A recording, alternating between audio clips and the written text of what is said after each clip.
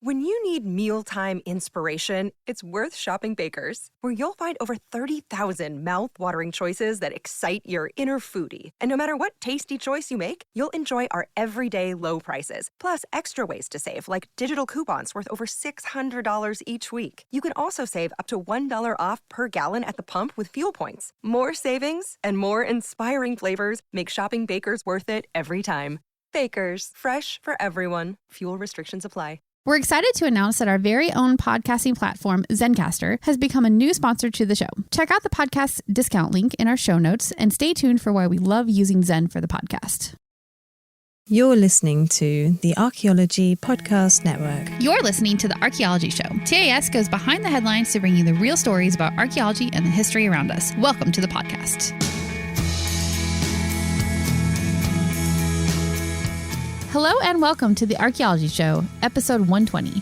On today's show, we talk about a lost Egyptian city, a new discovery at Tikal, and Harriet Tubman's father's home. Let's dig a little deeper.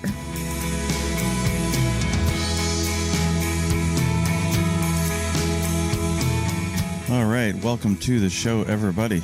Good morning. Morning. Yeah, so we are recording from a hotel room on the 16th floor of a hotel just south of Central Park, New York City. Yes. So inevitably, given our experience here in the last 3 days, and we have to have this little window open, even though it's 55 degrees out in the morning. That's not too bad. It was 39 yesterday morning.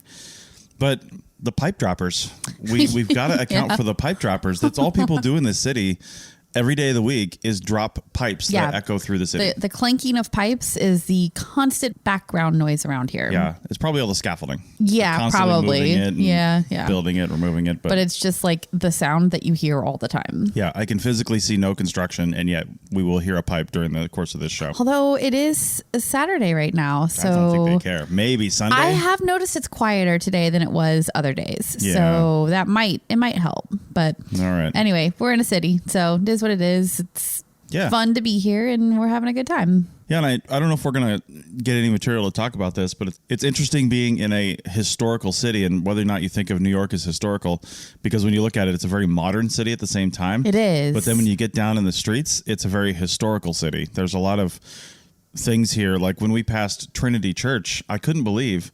I mean, I've heard of Trinity Church before. I think it's down near the financial district, but I didn't know there was a cemetery still there. Like, who the heck is buried in the middle of New York City? I know. In Trinity Church. It's really cool. It's really, really neat. And we were in Little Italy for dinner last night, and the buildings, you're just surrounded by buildings that are clearly so old and in constant use, which is the only reason why they're not falling down, obviously, because like 100-year-old building is not going to last unless people are constantly living in it. So it's really neat to be in such an old city.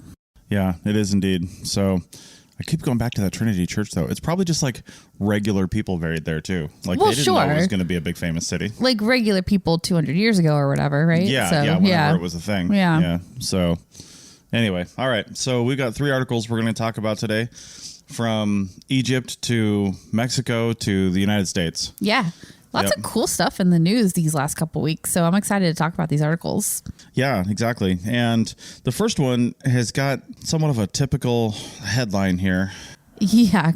The lost golden city of Luxor discovered by archaeologists in Egypt. And then they show a picture of, like a fully excavated section of this city that they say was discovered. Now, it makes it seem like you got to remember the publishing cycles for archaeology, right? They find something. They don't just run out to the media and say, look what we found. Yeah. I mean, they might if it's something super crazy, something somebody might find out, and there might be some media attention early on.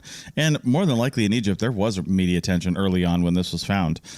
However, and that it was found back in September of 2020. Mm-hmm. However, just looking at this, they waited until they probably had something published, and then the media jumped on the publications. Yeah. And now we're seeing what's here. And I do appreciate, we'll get to this, but near the end of the article, they mentioned that there's a lot more to do. Yeah. Right? So this isn't like something where they didn't publish for 5 years and now it's a new discovery. Right. So anyway, let's talk about it. Yeah. So it's a 3,400-year-old city. And it was originally built by Amenhotep. It was originally built by Amenhotep III. He ruled Thebes for a long time. And then when his son took over, his son is Akhenaten.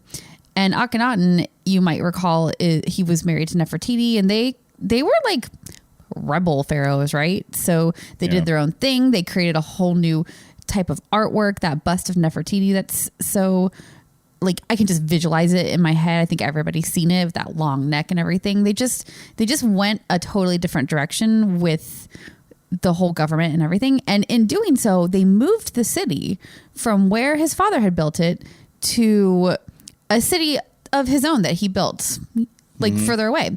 And so what happened was that the area of Thebes, I think it was like North Thebes, was just essentially abandoned one day and left to the desert and to time. And the city was kind of perfectly preserved. And they did, like, in their, way that they love to use headlines in the media, they called it the Pompeii of Egypt. And I'm like, well, I don't think it was like quite, like, there's not bodies in the street. So and it wasn't like buried in an afternoon either. No, probably took at least a season. At least, like, I know sand moves quickly and like fills in fast, but like, I'm sure it took a bunch of years. And Akhenaten, he ruled for a solid like 20 years before he died. So anyway, but I did find it interesting that it was preserved basically because of like a political divergence and a religious divergence of the next pharaoh. It's interesting. Now, here's the thing I thought was difficult to pull out of the article, the way that it was written. There's a lot of info there, but I don't feel like this was very clear, and it's very important to note. So Akhenaten ruled for 17 years,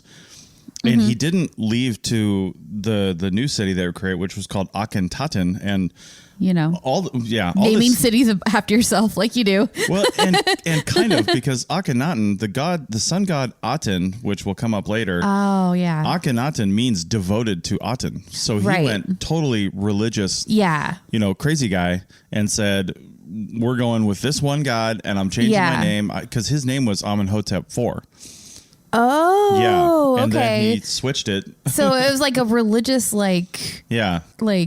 devotion, almost culty kind of thing that caused him to change everything and move like that. Yeah. And then Akhenaten was the name of the city devoted to this sun god. Okay. Yeah. So it's now called Amarna. It's a place in Egypt. But cool. Anyway, the thing that didn't seem very clear at first, unless you really pulled it out, was it wasn't just like this city was abandoned and then never gone to again until archaeologists saw it today. Right. Akhenaten's son is Tutankhamun. Yeah. And Tutankhamun moved back to the city. Well, and then kind of, didn't he move to like a slightly different area though, and like created a different... Maybe, but he was in the city for a little while, and then some other people were there, and it was actually used all the way up until the 3rd through 7th centuries AD. That was a few thousand years later. It wasn't until then that it was actually fully abandoned. That it was like truly abandoned. It's possible that the parts that the excavation is uncovering, again, we don't have a lot of information because this is an ongoing research project. Yeah. But it's possible that those parts were abandoned by Akhenaten and haven't been seen for 3,000 years. That's what I'm wondering, is if it's just a portion of the city was completely and totally abandoned when Akhenaten moved. Yeah, it's confusing. I feel like the person who wrote this article also didn't know a lot about Egyptology, did some Wikipedia research to try to place everything in time, and just didn't write it very well. That's entirely possible. So yeah, it's just incredibly confusing. So anyway, I think the one of the things they're trying to find here, of course, and is why the city was abandoned originally, because it was about 150 years, I think, they said, that Egyptian pharaohs had ruled from that spot. And so, Akhenaten ruled from that spot for about 3 years, and there seems to be some evidence that he ruled alongside his father, who I guess he didn't abdicate, but he ruled alongside his son, it looks like, in the literature. Probably in like a transfer of power kind of a situation. Yeah, but usually that transfer of power is on your deathbed. Yeah, that's how it works. So anyway, looks like he ruled for a little while, and then once his father died, it was like 3 years later, they moved to the new city and then abandoned the old city. But they did find, to place this in time, which I thought was pretty cool, inscriptions on clay caps of wine vessels to help date the city. And I put here as a note, or at least the wine, because, people hang on to wine for decades now. I don't know if they did back then. It's true. But 1386 to 1353, BC. And I want to know what the date actually said on there, because as we'll find in one of our later articles, other cultures obviously had different dating systems, and they didn't know that they were going backwards in time in the BC dates, right? They were going forwards in time in their own dates. So how does their there's an Egyptian calendar, right? I'm sure that they can use that to place it within our. But I don't think there's like a single Egyptian calendar. Oh well, maybe not. I'm wondering how they dated it so specifically to this 30-year period. Yeah. And it's just I don't know. So because they did say they found dates, not other cultural references. Like, we know the line of pharaohs in Egypt. We know, what that is. And if they'd found the symbols of a pharaoh on there, like Amenhotep III, they would have been able to place it in that time period. But no, they said they found dates. Hieroglyphic inscriptions helped. Oh, it does say hieroglyphic inscriptions help date the city. It doesn't say dates. It's interesting. Yeah. So maybe it's like dates. Maybe because maybe it's hieroglyphics puts it into a bit of context, and then they had some sort of organic material that they could date to get those specific dates. But, yeah.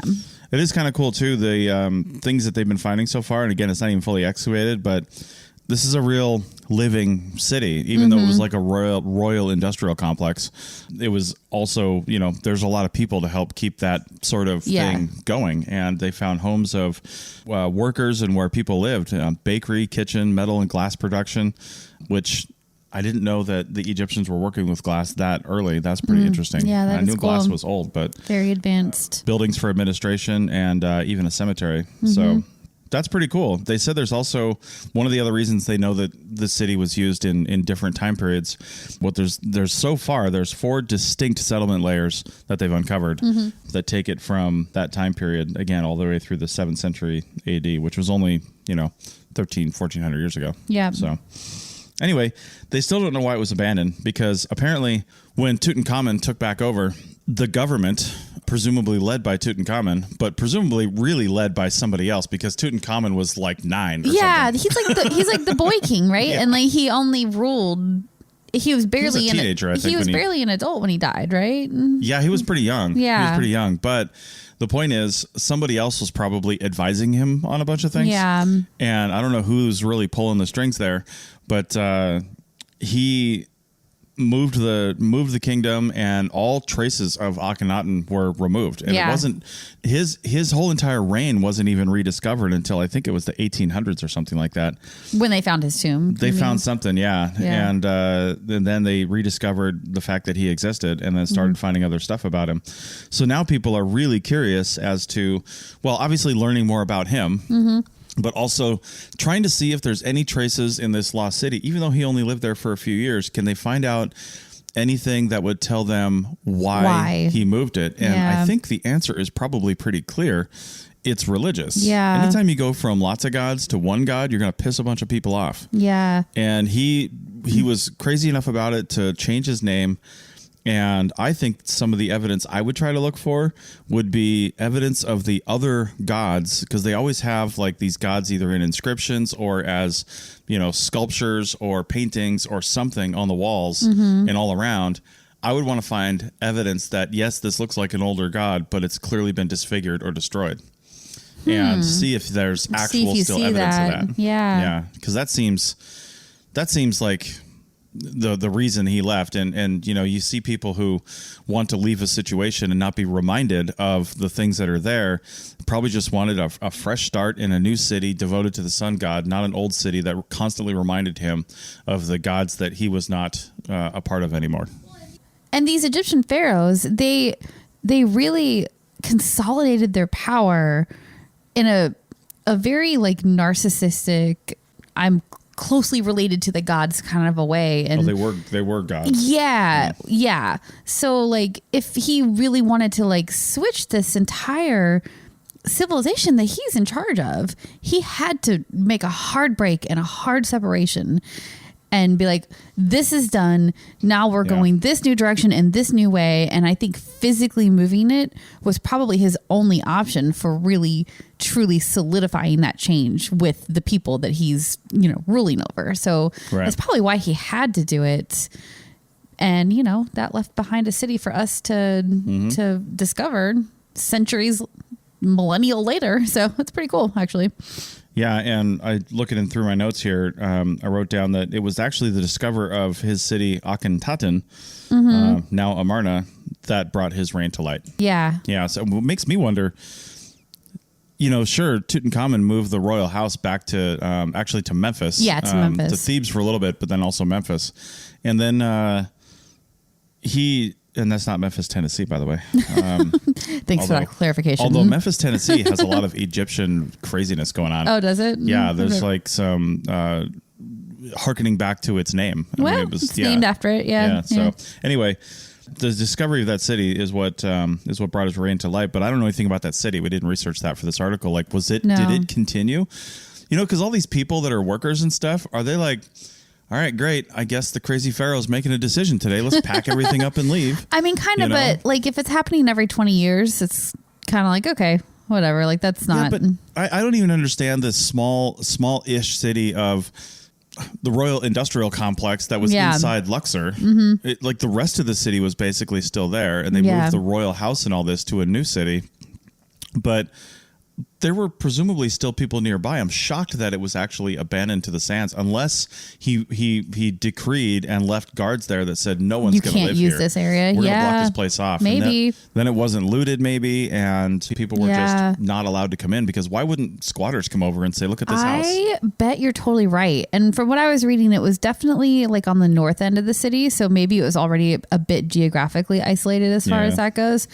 And like maybe he didn't say nobody will use this space ever again. Maybe it was more like, well, we're going to keep this palace complex for like our vacation home, so nobody can use it. It'll still be there. Right. But we're going to move over here on a more permanent basis. And because of that, people stayed out of it. But then like what actually happened is that he never used it again, and it just sort of became what it is and what they were able to find. So yeah. Well, that's my theory. Okay, sounds good. Well, it didn't sound like he had a pyramid, so that means we don't care about him. Let's go talk about somebody who does have a pyramid, the Mayans. So, all right, let's do it. Back in a second. Chris Webster here for the Archaeology Podcast Network. We strive for high-quality interviews and content so you can find information on any topic in archaeology from around the world. One way we do that is by recording interviews with our hosts and guests located in many parts of the world all at once. We do that through the use of Zencastr. That's Zencastr. Zencastr allows us to record high-quality audio with no stress on the guest. Just send them a link to click on, and that's it. Zencastr does the rest. They even do automatic transcriptions. Check out the link in the show notes for 30% off your first 3 months, or go to zencastr.com and use the code TAS. Save on O'Reilly Brake Parts Cleaner. Get 2 cans of O'Reilly Brake Parts Cleaner for just $8. Valid in-store only at O'Reilly Auto Parts. O'Reilly Auto Parts. Is your vehicle stopping like it should? Does it squeal or grind when you brake? Don't miss out on summer brake deals at O'Reilly Auto Parts. O'Reilly Auto Parts. Welcome back to the Archaeology Show, episode 120. And we are going to cross the ocean and a couple continents and go all the way over to Guatemala for this next story. So I was super excited to find this story because we had just gone to Chichen Itza and we did a whole episode about our experience there and going and seeing the Maya pyramid there. So this story, when it popped up, I was like, oh, that's really cool. So of course we have our attention grabbing headline: archaeologists discover mysterious monument hidden in plain sight. Mm-hmm. What does that mean? All it means is that there was a hill in the Mayan city of Tikal, which is a big complex of pyramids and buildings and stuff. And it was in use for a long time by the Mayan people in Guatemala, right? And using LiDAR, they were able to identify what looked like a man-made structure under a hill, essentially. So that's how they were able to find this. Let's talk about LiDAR for a second. Yeah. It stands for light detection and ranging, just like radar stands for, I think it's actually radio detection and ranging or something like that. I can't remember exactly, but essentially radar uses like radio waves and LiDAR uses actual light. Yeah. And lasers, to be honest. But LiDAR is usually flown from a plane, and now they can do it from drones. They've got some smaller LiDAR units that they can fly from drones, which is pretty cool because you can get drones into places where you couldn't get planes. Yeah. You can, like, bring it with you. And this is probably helpful in this case because like we're talking thick jungle and difficult to see sort of place. So anyway. And LiDAR people are famous for saying LiDAR like looks through vegetation and can see the underlying hillside and structure that we wouldn't normally be able to see, which that's not exactly true. It's such a high frequency of light.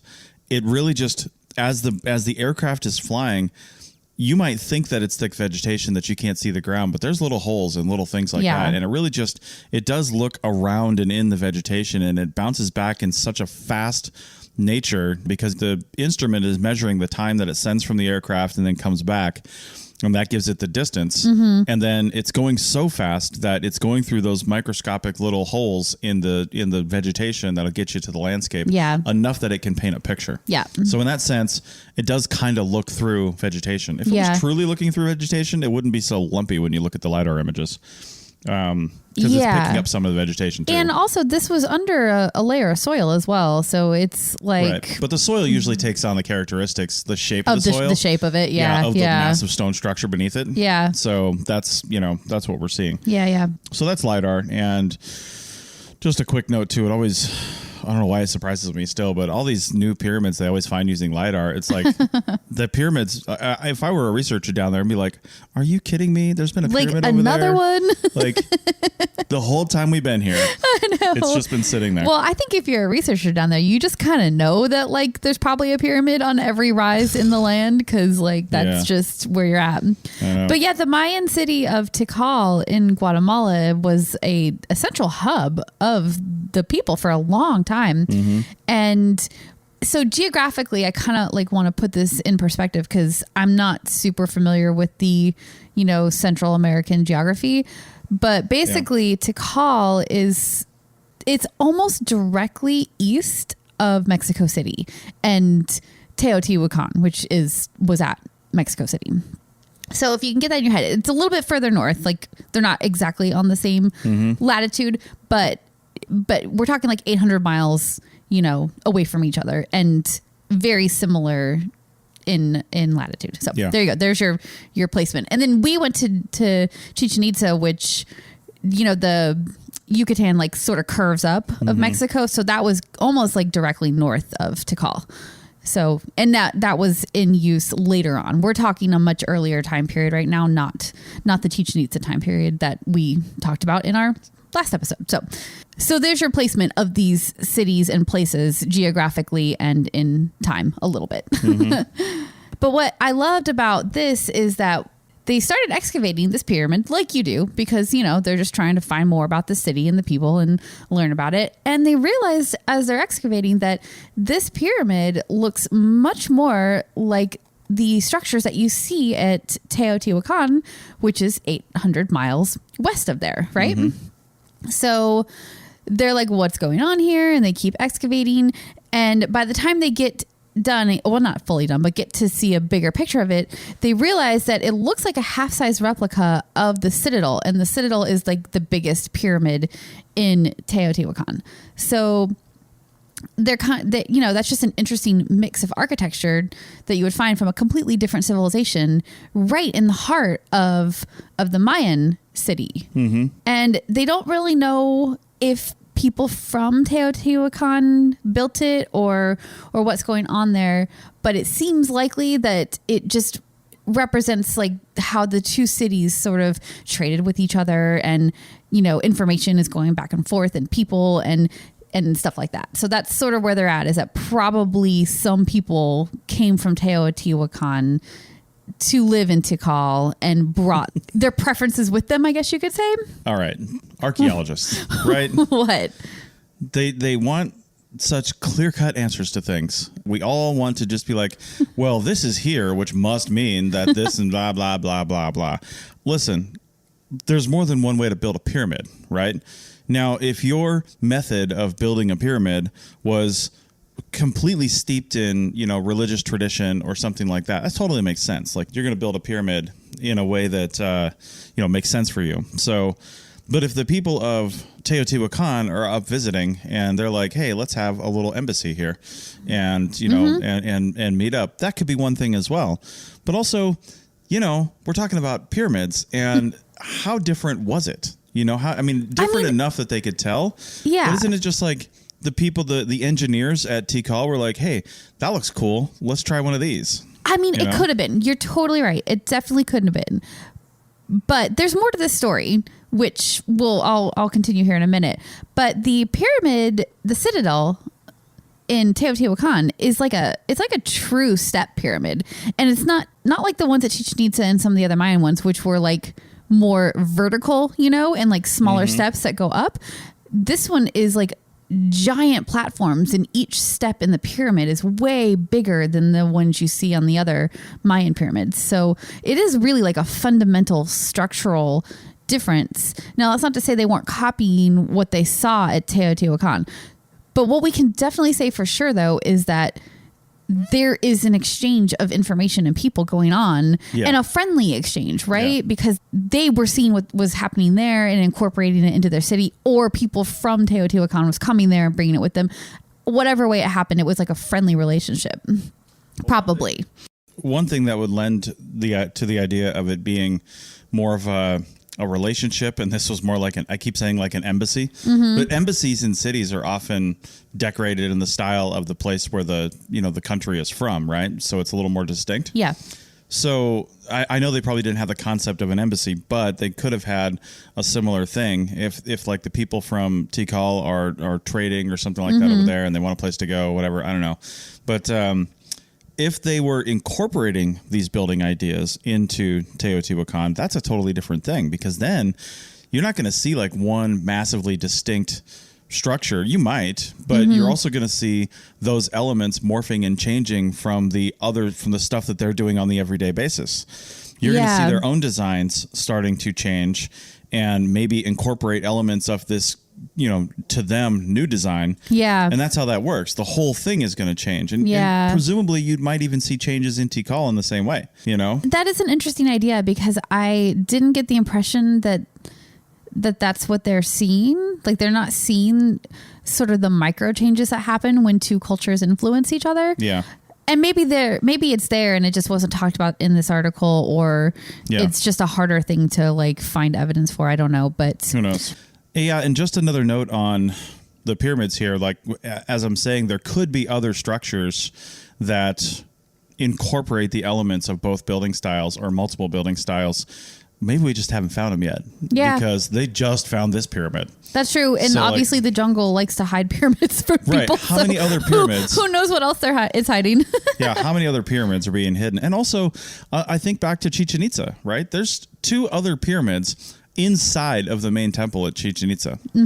So is it possible that instead of adding and building new pyramids, in some cases, maybe another pyramid or elements were put onto an existing pyramid that changed its shape and character, and we can't really tell today without really, quote, digging into it, no pun intended, but we can't really tell today because it's been heavily modified. I mean, every single person listening to this podcast has seen some show on HGTV about renovating a house, right? How many times did they renovate it to where it doesn't even look like the same house?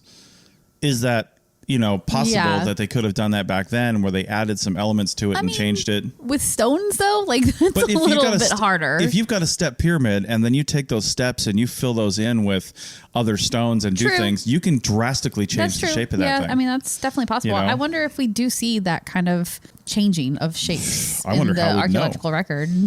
I mean, the stone is all millions of years old, so how would we even know that they added something later? Yeah, I don't know. I feel like maybe through the building techniques or whatever, maybe like they could tell that. Techniques and stuff. Yeah, maybe. Who knows? But let's go on with the story, because it does get even more interesting from here. And I know you're very skeptical of this Teotihuacan style pyramid being built by actual people from that city. But one thing they do know is that It was built about a century before 378 CE. And that's because basically all hell broke loose in that year, January 16th, 378. And I know that's a very specific date, but they have actual Mayan inscriptions talking about this date. And that is when Teotihuacan marched in and conquered Tikal. And nobody knows why. Like, nobody knows why what was clearly a friendly relationship. They just found this pyramid that shows that a century earlier, they were building Teotihuacan style structures in Tikal. And in addition to that, just prior to 378, there is a collection of Maya or Tikal style buildings in Teotihuacan that were destroyed just prior to them marching in and taking over Tikal. Just prior to that year, 378, they found smashed Mayan murals in Teotihuacan. And also they found human remains that, in this article, it says human remains that have been shattered. Now, I don't know if that meant that the bones were shattered after, like, later on, or when the shattering of the bodies happened, if it was while they were still alive that they were shattered. I don't know. But violently killed lots of people. They did. Ritually, or after a soccer game, or, whatever. Right. Yeah. So I don't know what the context there is. And this article very, very, briefly glossed over that part. So, but what is interesting to me is that some kind of switch flipped in the relationship between these two, city states. And all of a sudden they marched. Oh, you do? What's the answer? I know the answer. Okay, what's the answer? So it was all a classic ploy of the conqueror. Oh my God. Because Teotihuacanians probably always never liked Tikal, right? They probably just never liked him. So they went over there, talked him into letting them build this pyramid there. For a century. A century ago. They hated him the whole time. This classic ploy was a century in the making. It's just, sometimes things take a long time. All right. So I mean, it took them probably a decade just to make a pyramid. It's a long game. Okay. Yeah. Yep. So they build this pyramid, which was really basically a Teotihuacanian Trojan horse. And since they can't store people in there for 100 years. Also, they can't move it. Well, no, but they built it in the city. Okay. So they would have people come over as ambassadors, 20 people come over to visit Tikal, and they leave one in the pyramid. And then they just do this for a while. Just keep leaving them in there. It's either until there's a whole population of them inside the pyramid. And then they conquer them. Okay. Yeah, they just flood out of the pyramid and take over. But that's, obviously unrealistic. What's more likely the case is they took 100 years after they built that pyramid to build a tunnel back to Teotihuacan so they could get their armies through undetected. 800 miles. It might take a century to build a tunnel that's that long. It would take a century, but not really, though. You just have to get down to the nearest cenote and then find the way to map your way over there using the underground waterways and then pop up in that pyramid. So I think if they want my archaeological advice, they would look for a hidden entrance to a cenote under this pyramid. That is a theory. That's what I'm going to say. It is a theory. It is now the plot of Indiana Jones 6. Oh my gosh. All right. Well, really quick, the reason that we know so specifically the dates of when this stuff happened, I think it's so interesting, is that according to Maya inscriptions, Teotihuacan's king sent a general known as Born of Fire. So Born of Fire comes to topple Tikal's king, Jaguar Paul. Jaguar Paul? Wow. I want to go by Tiger Chris. No. Jaguar Paul. Jaguar Paw. You're editing all of that out. Jaguar Paw? Jaguar Paw. So it's Born of Fire versus Jaguar Paw. And this is all in inscriptions and Mayan hieroglyphs or whatever. Yeah. So yeah, that's how they know. And they have specific dates that are based on the Mayan calendar. So there you go. Sounds good. Well, that's about enough for that. Let's a lot of wild speculation and not a lot. I mean, some archaeology. We started out with archaeology. We veered into wild speculation. Sometimes wild speculation is just your thesis, and you have to go and disprove it or prove it. Hey, so, there you go. Yep. It doesn't say it's wrong until it's proven wrong. Right. Yeah. Sure. Innocent until proven guilty. That's the track you're going to take. Also, it was clearly aliens. Cool. So. Oh, Jesus.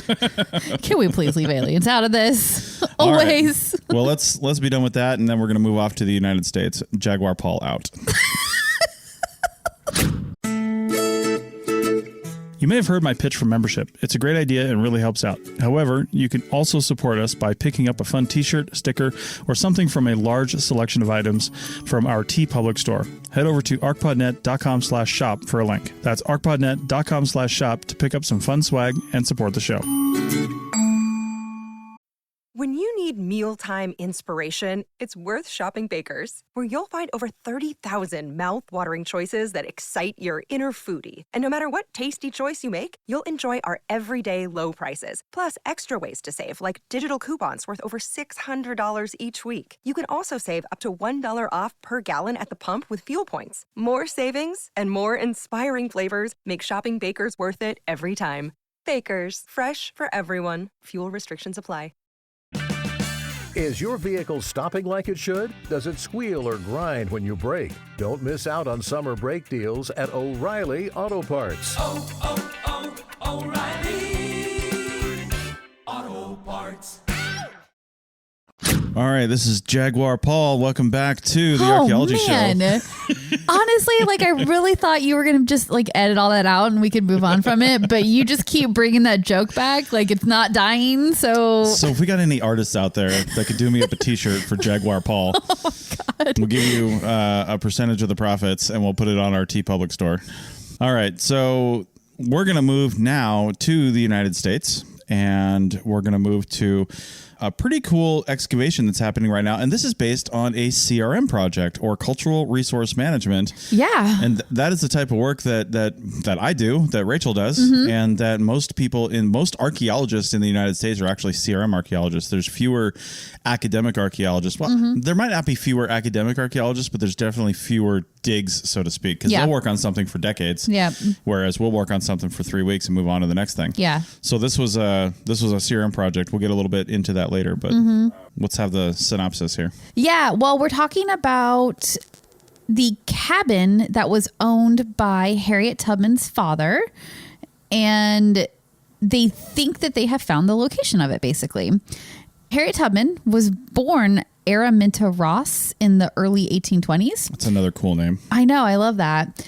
And her father was Ben Ross. So I wanted to make sure and get her original name in there because it's like her father is Ben Ross. And anyway. Araminta, that's got to be obviously from African origin, but I'm not sure where her heritage came from. I don't know. Such a cool name, though.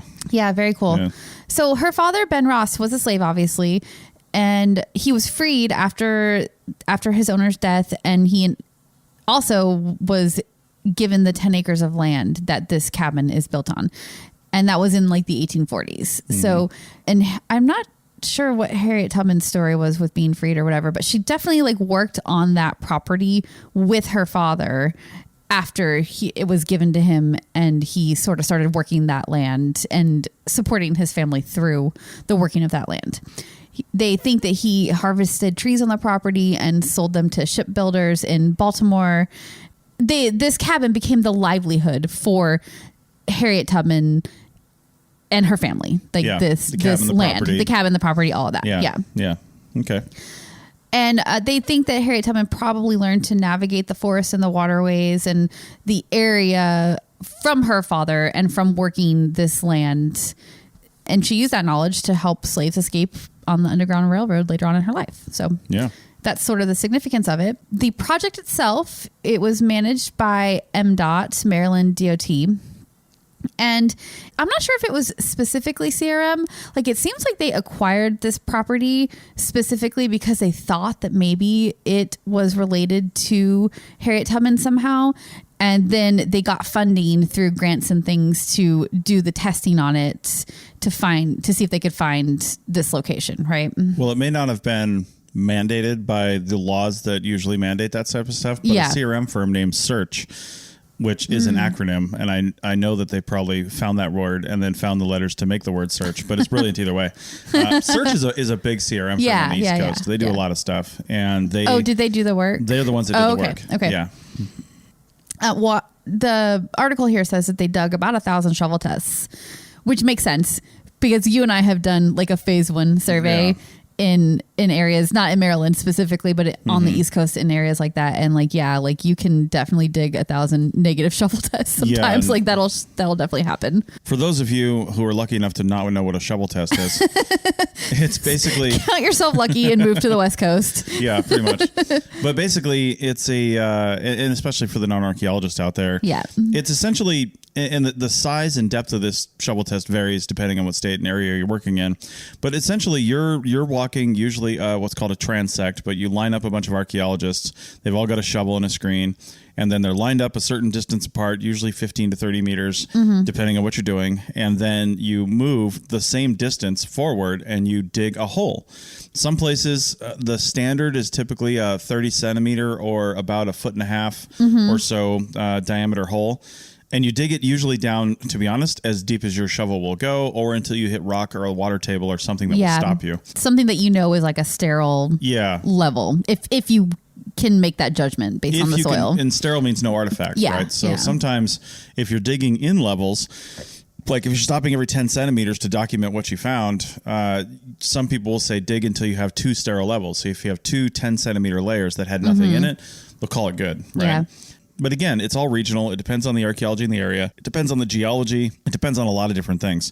Some places are 50 by 50 centimeter shovel tests, which are really big. Or like square ones, too. That's what I mean, square, 50 by 50 square. Yeah. And like, that's like a tiny little test unit. Well, it's a quarter test unit because a test unit is usually a meter square. So, yeah. And I've dug 50 by in Vermont, in Florida, and I'll tell you what, they are rough. And they probably didn't do that here because they said they dug over 1,000 shovel tests, which typically those are going to be the 30 centimeter round holes. And usually if you find something in a shovel test, either right then or later on, you'll GPS it, but you'll do what's called a cruciform test after that, where if you have 30 meter spacing on your shovel tests, that means that one hole plotted on the map is 30 meters left and right, forward and back to the other regular holes around it.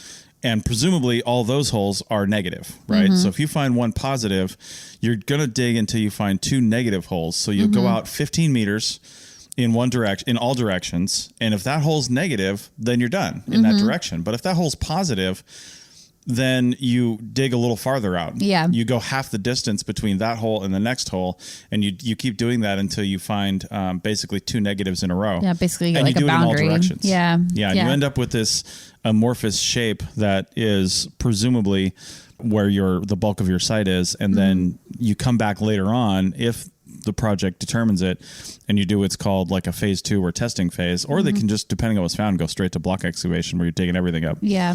So... Yeah, and in this project also, I guess they had some kind of provisions for metal detecting. So they dug all these shovel tests, 1,000 of them. I don't know if they were all necessarily negative, but they weren't giving them the answers that they were hoping to find or that they were looking for. So they got out the metal detectors, and that's when they found an 1808 50-cent coin. And they also found some ceramics, not from the metal detecting, but just like in the process of doing it. So that told them that they were kind of in the right direction to have something like that. 1808 happens to be the year that Harriet Tubman's parents got married, and it would have been, coins that were in use in the time by her family. So, that helps to set that stage. Now, that also feels a little flimsy to me, to be like, yes, we got an 1808 coin. Therefore, we found Harriet Tubman's father's cabin. Right. I think that there are some holes in the story, and that we're definitely missing some of the other things that are telling them context wise that they have found the correct building and property, because there's remains of a structure there and other things that are telling them that they have found the right place. Yeah, there's got to be more that we know about her. I mean, we don't know a ton about her, but there's got to be more that we know in just little bits and pieces. There are some Harriet Tubman scholars out there that know those tiny, minute details that come up when you're just telling a story, something she may have offhand mentioned, or something about her childhood or where she grew up, or, her parents, her father, something like that. So taking all those pieces and putting them together leads these researchers to believe that they have indeed found her father's house. That they found the right place. So yeah, I think that's really neat because she's such a important figure. And there's a lot of people that study her and the Underground Railroad and the work that she did, but I think there's also still a lot of holes in her life, especially in her childhood and her young life. So some of this stuff can help sort of fill in those gaps and help us just learn more about who she was when she was younger and how that helped her develop into the really amazing, strong person that she became. Yeah. So I think it's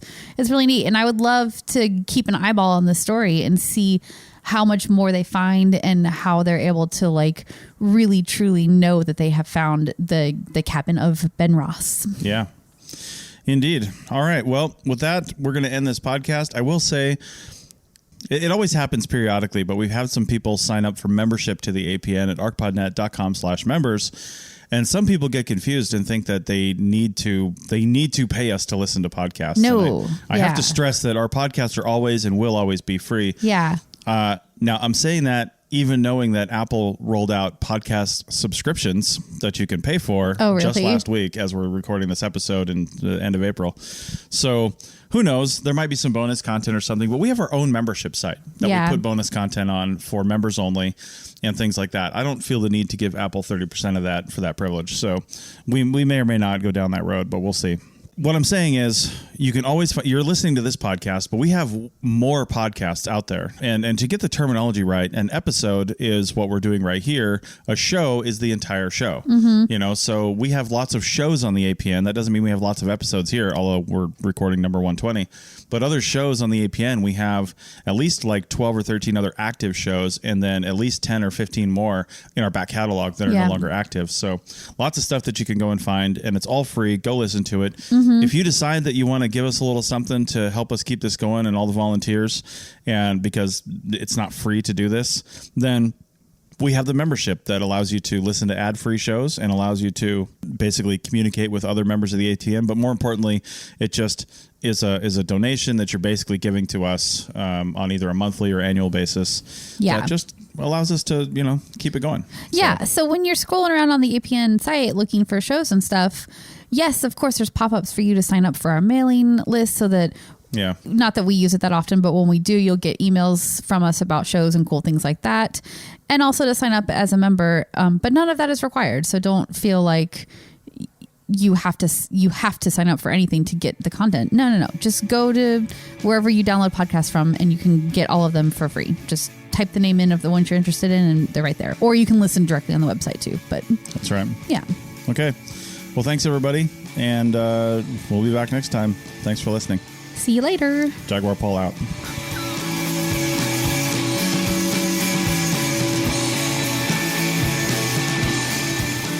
Thanks for listening to The Archaeology Show. Feel free to comment and view the show notes on the website at www.arcpodnet.com. Find us on Facebook, Instagram, and Twitter at ArcPodNet. You can also find us on the Lyceum app, a podcast app just for educational podcasts.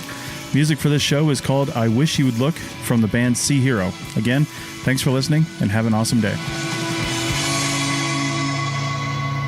This episode was produced by Chris Webster from his RV Traveling America, Tristan Boyle in Scotland, and the Archaeology Podcast Network, and was edited by Rachel Roden. This has been a presentation of the Archaeology Podcast Network. Visit us on the web for show notes and other podcasts at www.archpodnet.com. Contact us at chris@archaeologypodcastnetwork.com. Thanks again for listening to this episode and for supporting the Archaeology Podcast Network. If you want these shows to keep going, consider becoming a member for just $7.99 a month. That's cheaper than a venti quad eggnog latte. Go to arcpodnet.com/members for more info.